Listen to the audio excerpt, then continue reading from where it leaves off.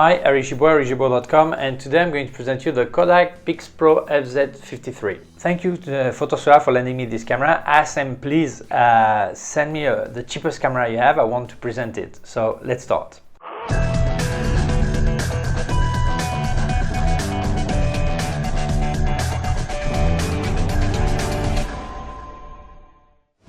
Well, yes, that camera costs under 70 euros, which is about 80 US dollars.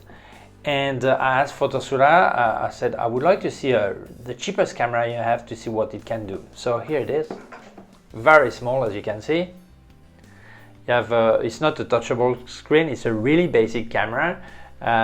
It even takes some time to switch on, if you look at it. Yeah, you're ready, okay? It takes some time. And it's very basic. You still have you can put a small tripod here also. So I'm going to give you some of the specs. Okay, it's written on the box. You don't have to search anywhere else because everything what's written on the box is in there. Okay, it's 16 megapixels. It works only in JPEG, no RAW. I guess you have thought about that. The lens goes from 28 millimeter. It's a 5-time zoom, so it means it goes up to 140 millimeter. The lens is actually protected when you open. There's small protection on it. Look, up, say it close, open, opens the door, so it's safe. Okay. It does video, but HD, not full HD. HD is 720p.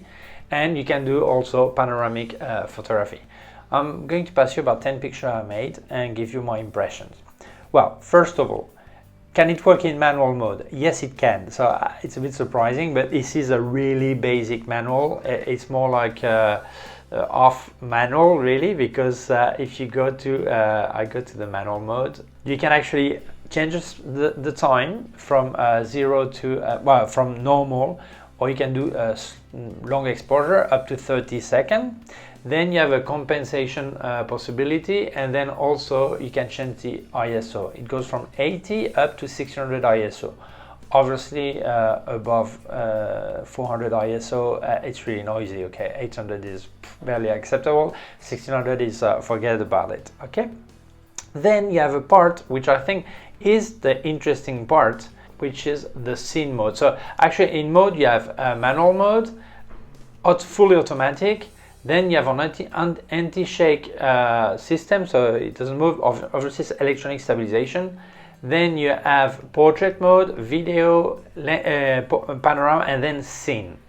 If you go to the scene mode, then you have a lot of scenes. So I think for some people it may be really interesting. You have the auto scene, landscape, sport, beach, sunset, fireworks, landscape at night time, snow, kids, document if you want to scan your passport, ID I mean. Then if you're taking picture of glass, you can put some frames with flowers and things like this.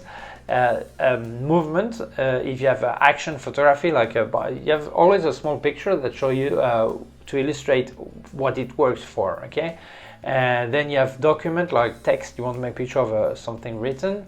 Then you have fisheye mode, then you have party mode, then interior mode. You have vegetation, so look, as you can see, as it works in JPEG, no RAW, it has to put a color profile, so it gives you small green. Then museum, then night portrait, like a drawing, okay, and that's it. So, but there are many scene possibility. How does it work? Well, honestly, it's not easy to use. If you want to use in manual mode, forget about it, because you have to access manual. It's not easy. But someone who wants to use the scene mode, I think is great. So some people will say, yeah, but then the camera does everything. What does a photographer does? Well, actually, if you think about it, when you're framing on this, or you're framing on any camera screen, or even in a large camera, analog camera, you look at the screen, although it's inverted vertically and left right, but when you think about it, framing is a big part of the picture, the composition. No? So if you just want to concentrate on framing, you can do this. obviously you have to learn how to use the scenes, all this or that. It's easy and it's not easy, it depends what you want to do. My first idea was to make a video about creativity with a camera like this. And then I thought about it, and I thought, yeah, but people who buy that kind of camera, they don't want to do creativity. They want a camera, point and shoot. I'm on vacation, take my camera, make a picture. I'm driving and I stop somewhere, I see something, I make a picture. I go to friends, I make a quick picture. This is really the camera you will use as my grandmother, or I did when I was a kid. I had this typical Kodak 126 film. And you would point and shoot. You had two modes, which was landscape or small person or something like this. Well, you had like a small drawing, and you have two positions, whether it's something far or something close. And then you would decide, and with that you would make everything, and then you went to develop the picture, and that's it, So I think that would be this way. Who is this camera for? Well, really, if you think about it, I think this is the ideal camera for someone who does not want a smartphone, because I think this competes with smartphone, not with real cameras. Why? Because some people, they don't want a smartphone because they don't like to be connected to the internet, all that. And actually there are some people who are buying now, because Nokia, for example, made again telephone with just a touchpad, no screen, nothing. Well, no smartphone screen, just a LCD, basic LCD. So really, some people would like to make pictures, but they don't want a smartphone. Some people, they cannot have a smartphone. Let's say you're a kid and you want to make pictures, and you tell your parents, oh, I want a camera. Oh yeah, but that's expensive. Oh, then give me a smartphone. No, because you're going to be all day speaking to people or playing at games on the smartphone. We don't want you to have that. So then it makes a lot of sense to have this camera. Or for example, you go around and you go to make pictures with your big camera, and your kids come along and they're probably bored. Why don't you give them one of these and it goes playing, make pictures, and you know that kids, they really observe, and they will learn really fast how to use a camera like this with the scene mode, selecting, looking at the small icon and pictures. I think they will be able to make something great with that. So it's really like a toy, but it gives you real pictures. Quality wise, I think the picture quality is really limited. It's not really sharp, but it's acceptable. For most pictures end up on Facebook or on social network or whatever, or look at on TV at lower resolution. So I think it's fine. I think it's fine. For that price, you cannot ask for more anyway. So would I recommend that kind of camera?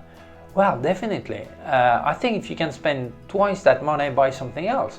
But if you compare to a smartphone, first, I know smartphone for 70 euros doesn't exist. But if you look at a smartphone that costs, maybe there are, but I've never heard of them, okay?